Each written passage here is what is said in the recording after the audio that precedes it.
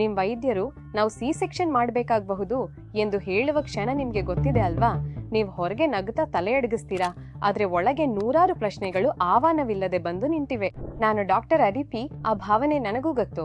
ನಿಜ ಹೇಳ್ಬೇಕಾದ್ರೆ ಆ ಪ್ರಶ್ನೆಗಳಿಗೆ ನಿಜವಾದ ಉತ್ತರಗಳು ಬೇಕು, ಕೇವಲ ಧೈರ್ಯವನ್ನಷ್ಟೇ ಅಲ್ಲ. ಆಗ ನೀವು ಆ ಕೊಠಡಿಗೆ ಮತ್ತೆ ಹೋಗುವ ಮೊದಲು ನಾನು ನಿಮಗೆ ನಿಜವಾಗಿಯೂ ಉಪಯುಕ್ತವಾದುದನ್ನು ಕೊಡುತ್ತೇನೆ, ನಿಮಗೆ ಹೇಳಲಾಡುತ್ತಿರುವುದನ್ನು ಅರ್ಥ ಮಾಡಿಕೊಳ್ಳುವ ಒಂದು ಮಾರ್ಗ.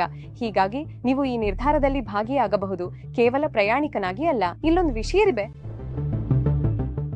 ಎಲ್ಲಾ ಸಿ ಸೆಕ್ಷನ್ ಶಿಫಾರಸುಗಳು ಒಂದೇ ರೀತಿಯಲ್ಲ. ಅವು ಸಾಮಾನ್ಯವಾಗಿ 3 ಪರಿಸ್ಥಿತಿಗಳಲ್ಲಿ ಬರ್ತವೆ, ಮತ್ತು ನೀವು ಯಾವ ಪರಿಸ್ಥಿತಿಯಲ್ಲಿದ್ದೀರೋ ಅದನ್ನು ಅರ್ಥ ಮಾಡ್ಕೊಂಡ್ರೆ ಎಲ್ಲವೂ ಬದಲಾಗುತ್ತೆ. ಮೊದಲ ಪರಿಸ್ಥಿತಿ ಎಂದರೆ ವೈದ್ಯಕೀಯ ತುರ್ತು ಪರಿಸ್ಥಿತಿ. ನಿರ್ಧಾರದಲ್ಲಿ ವಿಳಂಬ ಬೇಡ. ಪ್ಲೆಸೆಂಟಾ ಪ್ರೀವಿಯಾದಲ್ಲಿ ಹೆರಿಗೆ ಮಾರ್ಗ ತಡೆಯಲ್ಪಟ್ಟಿರೋದ್ರಿಂದ ಸಹಜ ಹೆರಿಗೆ ಅಸಾಧ್ಯ ಮತ್ತು ಅಪಾಯಕಾರಿ. ಮಗುವಿನ ಹೃದಯ ಬಡಿತ ಕುಸಿದು ಆಮ್ಲಜನಕದ ಕೊರತೆಯಾದಾಗ ಪ್ರತಿ ನಿಮಿಷವೂ ಮುಖ್ಯ.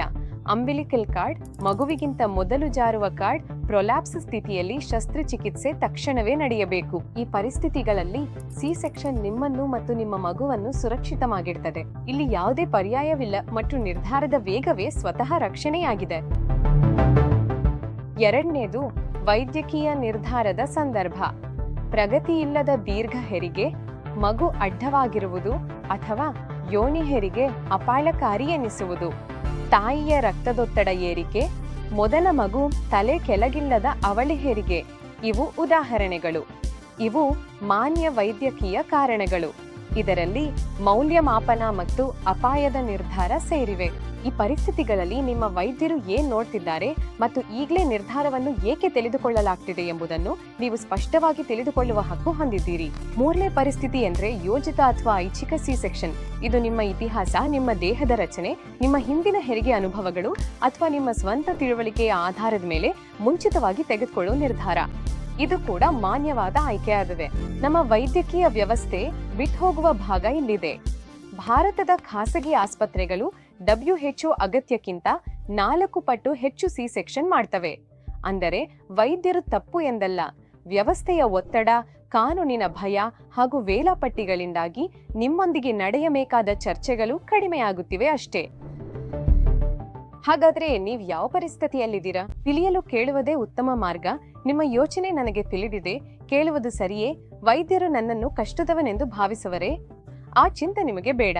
ಪ್ರಶ್ನೆ ಕೇಳೋದು ಎದುರಾಳಿ ಧೋರಣೆ ಅಲ್ಲ, ಹೀಗೆ ಮಾಹಿತಿಯುಕ್ತ ಒಪ್ಪಿಗೆ ಕೆಲಸ ಮಾಡೋದು. ಇಲ್ಲಿ 3 ಪ್ರಶ್ನೆಗಳು, ಇದನ್ನು ಬರೆಯಿರಿ. ಮೊದಲು, ಈ ಶಿಫಾರಸಿನ ನಿರ್ದಿಷ್ಟ ಲಕ್ಷಣ ಅಥವಾ ಸ್ಥಿತಿ ಏನು? ಎರಡನೇದಾಗಿ, ಇದು ತುರ್ತು ಪರಿಸ್ಥಿತಿಯೇ ಅಥವಾ ಆಯ್ಕೆಗಳನ್ನು ಚರ್ಚಿಸಲು ಸಮಯವಿದೆಯೇ? ಮೂರನೇದಾಗಿ, ಸಿ ಸೆಕ್ಷನ್ ಮುಂದುವರಿಸುವಲ್ಲಿ ಇರುವ ಅಪಾಯಗಳು ಯಾವುವು ಮತ್ತು ನನ್ನ ನಿರ್ದಿಷ್ಟ ಪರಿಸ್ಥಿತಿಯಲ್ಲಿ ಸಾಮಾನ್ಯ ಹೆರಿಗೆ ಪ್ರಯತ್ನಿಸುವಲ್ಲಿ ಅಪಾಯಗಳು ಯಾವುವು? ಶಿಫಾರಸಿನಲ್ಲಿ ಆತ್ಮವಿಶ್ವಾಸ ಹೊಂದಿರುವ ವೈದ್ಯರು ಈ ಪ್ರಶ್ನೆಗಳನ್ನು ಸ್ವಾಗತಿಸುತ್ತಾರೆ.